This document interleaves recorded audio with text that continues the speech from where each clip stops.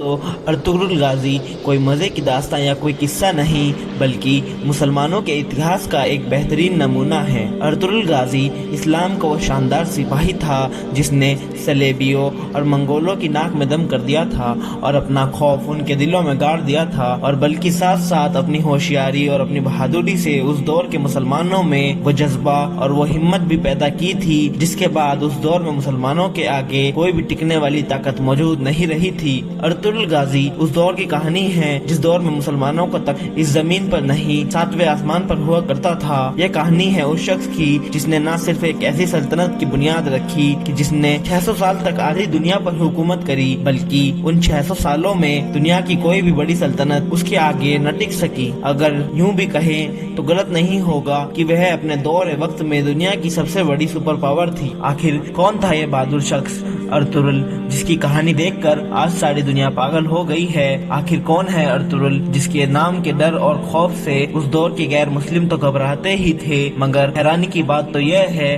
کہ آج کے دور میں بھی دنیا کی بڑی بڑی سپر پاور غیر مسلم دیش بھی ان کی کہانی سن کر ڈر اور خوف میں مبتلا رہنے لگے ہیں۔ ارطغرل غازی سے مسلمانوں کے دشمنوں کو کتنا ڈر لگ رہا ہے، اس بات کا اندازہ صرف ہم اسی بات سے ہی لگا سکتے ہیں کہ ارطغرل غازی کے اوپر بننے والے سیریل کو ابھی تک 20 سے 25 ملکوں میں بین کیا جا چکا ہے، اور یہی نہیں، نیو یارک ٹائم نے تو اس ڈرامے کو ترکی کا سافٹ ایٹم بم بھی کہا ہے۔ وہ کہتے ہیں طیب اردگان اس ڈرامے کے ذریعے مسلمانوں کو برگلا رہا ہے، لیکن تمام دشمنان اسلام کے بہت کوشش کرنے کے باوجود بھی لوگوں پر سے اس کا نشہ اترنے کا نام ہی نہیں لے رہا ہے، اور آج دنیا میں تقریباً 160 دیش ایسے ہیں جن میں یہ بڑے شوق سے دیکھا جا رہا ہے، اور اس ڈرامے نے سب سے زیادہ دیکھے جانے کے معاملے میں ورلڈ ریکارڈ قائم کر دیا ہے، اور اس ارطغرل غازی ڈرامے نے آج کے مسلمانوں کو جگا دیا ہے۔ ارطغرل غازی جیسے ڈرامے کو دیکھ کر آج کے مسلمان اپنے سنہرے اتہاس کو دیکھ پا رہے ہیں، اور ساتھ ہی ساتھ اس ڈرامے نے مسلمانوں کے سینوں کے اندر بستی جا رہی بزدلی اور احساس کمتری کو پھر سے اکھاڑ پھینکا ہے۔ اس ڈرامے کے 5 سیزن ہیں، اور اس سیریز کا پہلا سیزن اناطولیہ میں صلیبیوں کے خلاف جنگوں پر ہے، اور دوسرا سیزن میں منگولوں کے خلاف ہوئی جنگوں پر ہے، تیسرا سیزن بیزنٹین کے خلاف جنگوں پر، اور چوتھے سیزن میں سلجوق کی آپس کی غداروں سے لڑائی کے بارے میں دکھایا گیا ہے، اور 5ویں سیزن میں اوٹومن سلطنت کی بنیاد رکھتے ہوئے نظر آئے ہیں۔ آخرکار جانتے ہیں کہ کون ہے یہ شخص جس کی کہانی جاننے کے لیے پوری دنیا بےتاب ہے؟ کون تھا یہ ارطغرل غازی؟ آخر اس کی اتنی چرچا کیوں ہو رہی ہے؟ میرے دوستو، ویڈیو کو شروع کرنے سے پہلے آپ سے گزارش ہے کہ ہمارے چینل کو سبسکرائب کر دیں، بیل آئیکن کو پریس کر دیں، جس سے نئی آنے والی ویڈیو آپ کے پاس جلد سے جلد پہنچ جائے۔ دراصل یہ کہانی شروع ہوتی ہے 13ویں صدی سے، جب چنگیز خان کی منگولی سینا پوری دنیا میں لوٹ مار کرتی ہوئی مسلمانوں یورپ کے بھی کئی ملکوں پر فتح حاصل کر رہی تھی۔ منگول ایک ایسے وحشی درندے تھے جو جہاں بھی جاتے خون کی ندیاں بہا دیتے تھے۔ وہ نہ ہی بچوں اور بوڑھوں کو چھوڑتے تھے اور نہ ہی عورتوں کو، یہاں تک کہ ان شہروں کو اور وہاں کی فصلوں کو بھی آگ لگا دیا کرتے تھے جنہیں وہ فتح کرتے تھے۔ ہر جگہ تباہی پھیلانا ہی ان کا مقصد ہوا کرتا تھا۔ جب یہ منگول خوارزم کے علاقے تک پہنچے تو وہاں ایک قبیلہ تھا جو اس علاقے کو چھوڑ کر وہاں سے بھاگا، جس کا نام تھا کائی قبیلہ۔ اس قبیلے کے سردار کا نام سلیمان شاہ تھا۔ سلیمان شاہ کے 4 بیٹے تھے۔ تیسرے نمبر کا بیٹا تھا ارطغرل غازی، اور یہی وہ بیٹا تھا جس کے اوپر ڈرامہ یعنی ارطغرل سیریز کو بنایا گیا ہے۔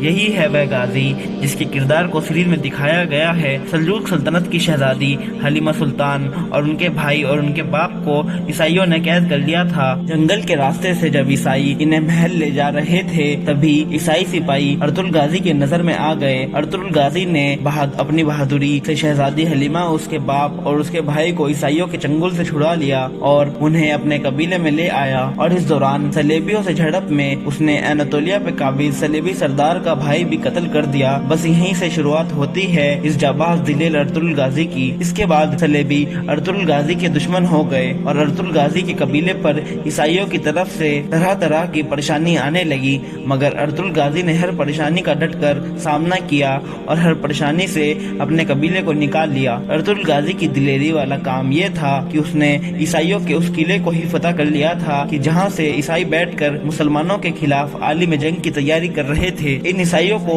اس وقت نائٹ ٹیمپلر کہا جاتا تھا، مگر ارطغرل غازی کی بہادری نے ان کے ناپاک ارادوں پر پانی پھیر دیا تھا، اور جب ارطغرل غازی نے عیسائیوں کے اس قلعے کو فتح کیا تو پوری मुस्लिम और गैर मुस्लिम सल्तनतों में अर्तुगरुल गाजी की बहादुरी का डंका बजने लगा और वहाँ से अर्तुगरुल नाम का एक ऐसा तूफान उठा कि जिसमें दुश्मनाने इस्लाम उड़ा चला गया। एक बार दरिया फरात को पार करते हुए काई कबीले के सरदार सुलेमान शाह इंतकाल कर गए। उसके बाद कबीले वालों ने अर्तुगरुल गाजी को अपना सरदार चुन लिया, क्योंकि अर्तुगरुल गाजी जैसा ज़हीन, निडर और बहादुर कबीले में और कोई मौजूद न था। अर्तुगरुल की सरदारी में उस कबीले ने खूब तरक्की की और उस काई कबीले ने अनातोलिया की तरफ रुख कर लिया। अर्तुगरुल के दो बड़े भाई उनसे अलग हो गए और उसने अपने छोटे भाई और अपनी माँ के साथ सफर पर निकल पड़ा। बीच सफर में पहाड़ी से गुजरते हुए अर्तुगरुल ने देखा कि दो सेनाएं आपस में जंग कर रही हैं। उसने देखा कि एक सेना बड़ी कमजोर है और दूसरी सेना बड़ी ताकतवर है। कमजोर सेना हारने की कगार पर थी, तो उसने कमजोर सेना का ही साथ देने का ही फैसला किया। यह जंग थी सल्जूक और मंगोलों के बीच, मगर